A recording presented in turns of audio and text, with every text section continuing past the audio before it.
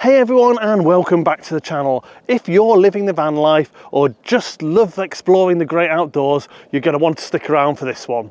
Today we're diving into the Engwe L20, a fat tyre e-bike that's been making waves in the van life community for its rugged design, powerful motor, compact size and load carrying ability.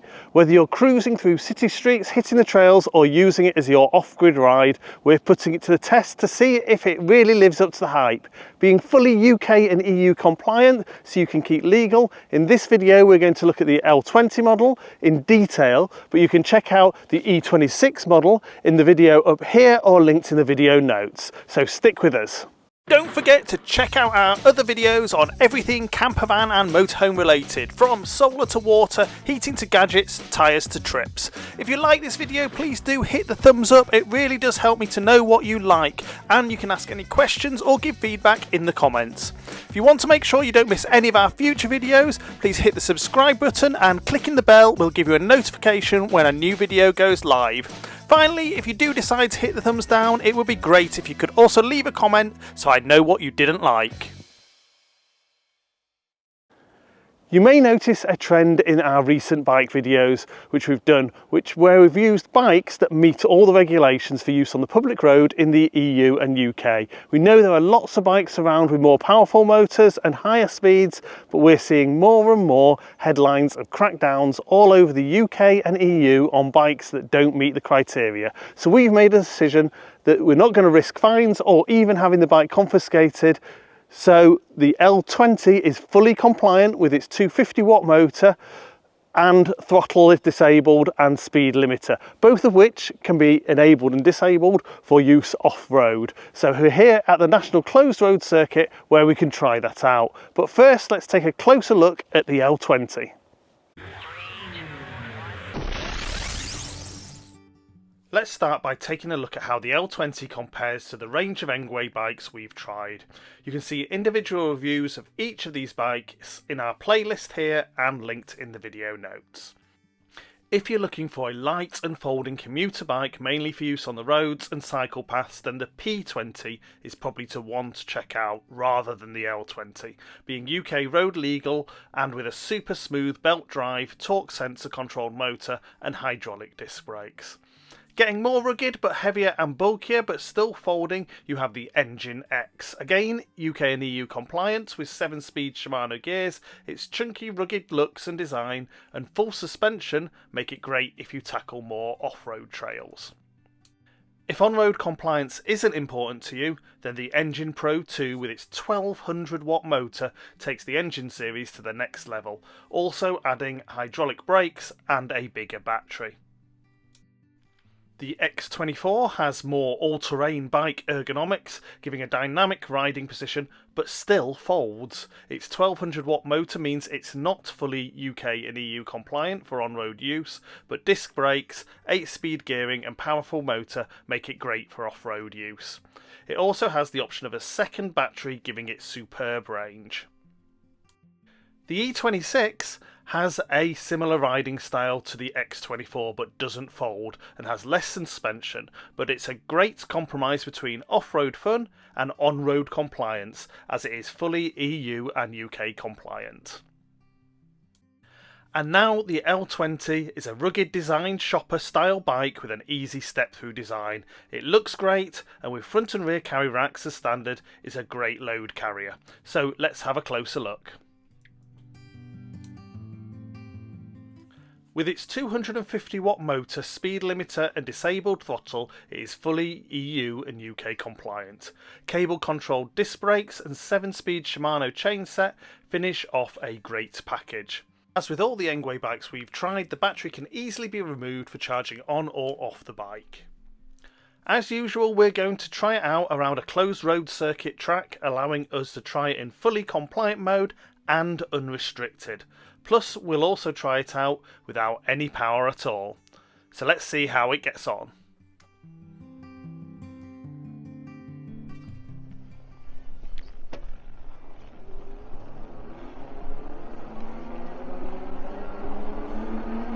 So on this first lap, as usual, we're starting with the bike in fully UK compliant mode.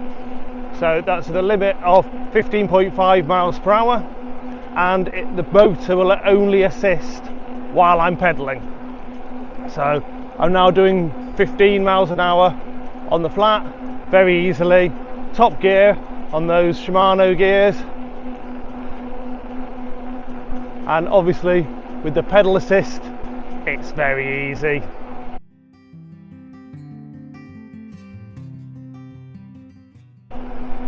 Now coming up to that steepest part of the circuit, so I'm going to be dropping the gears and we're going to see how the motor with its 250 watts gets us up. So it's all doing alright. I'm having to assist slightly.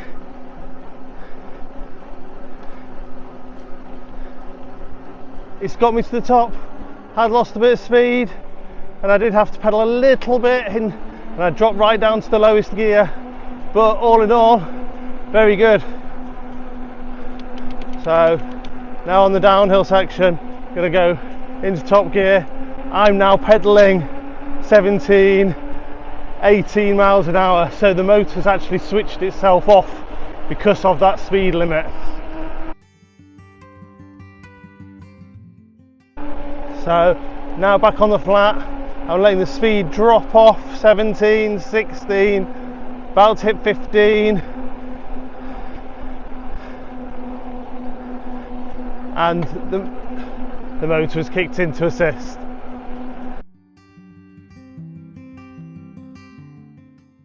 I can happily trot along at 15, just ghost pedaling behind the actual bike itself, not putting any effort in, with the motor keeping me ticking along. Onto the back straight now. I'm just going to let it take me along nicely. The ergonomics of the bike are quite adjustable with the BMX style bars, so they can move forwards and backwards. I've got it in quite a sit up and beg position here, but you could pretty much get it to suit however you want to ride.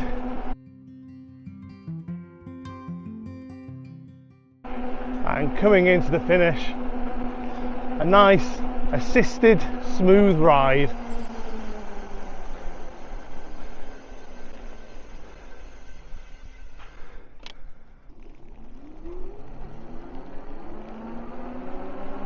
So on this lap I've lifted the restrictions on the bike, which means that we can use the throttle, so I don't have to pedal at all, as you can see, and that 15 mile an hour limit is also removed. So we're now doing 24 miles an hour on the flat. I'm going to have to ease off in fact a little bit to this corner. And now we're approaching that hill. We're going to see if it's possible to get up it all the way without pedalling. Just put it into a low gear ready, just in case. Is it going to make it? Very near the top. No pedalling at all. And it's just made it. Yeah. So that's quite good for a 250 watt motor.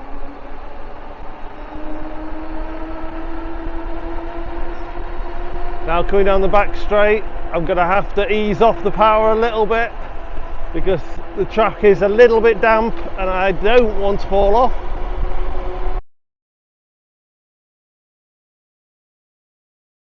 On the back straight, on the flat, we're doing 23 miles an hour without any problem.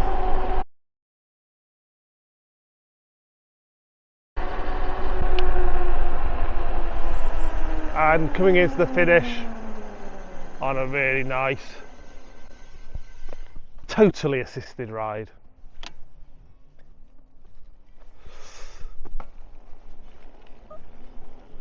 Okay, so here we go on the lap that I always don't like, and today it's even worse than normal. I've had a bit of a bug, so expect me to do a bit more wheezing and potentially coughing than normal. So right now I've got everything switched off, no power, so I'm getting no assistance whatsoever, but with having those 7 Shimano gears, I can vary how difficult or easy it is to ride, which is a nicer experience than some of the non-geared electric bikes. So on the flat, yeah, it's a big hike, it's quite heavy, but because the gears can be put quite low, you can trot along pretty nicely.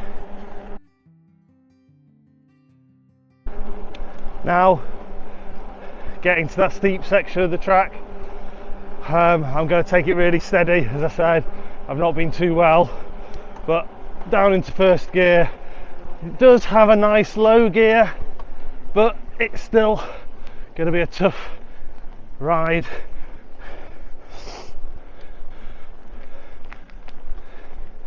But I can do it. You know, I would say it's possibly an easier gearing than the engine series of bikes, and that's it, up to the top with not too much effort.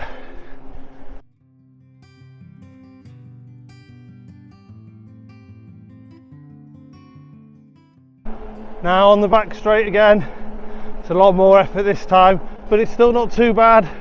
I am only in 5th gear of 7, but it's keeping it rolling along.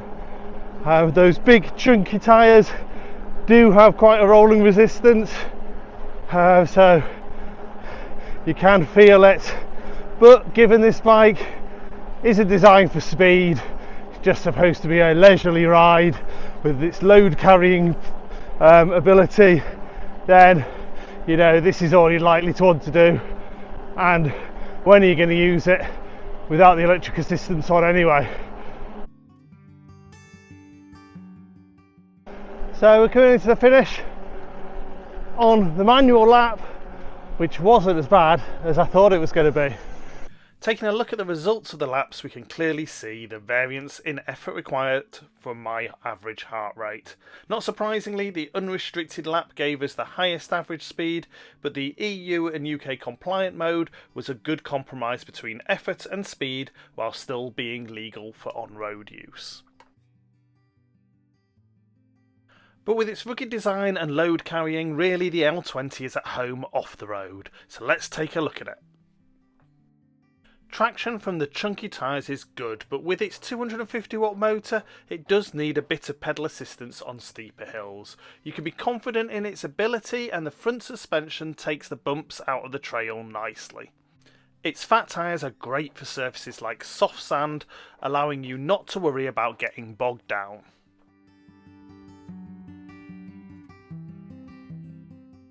So if you're looking for a cool looking all-round bike that is pretty much go anywhere, has superb load carrying options but is still EU and UK road compliant, then the L20 is the clear choice for you.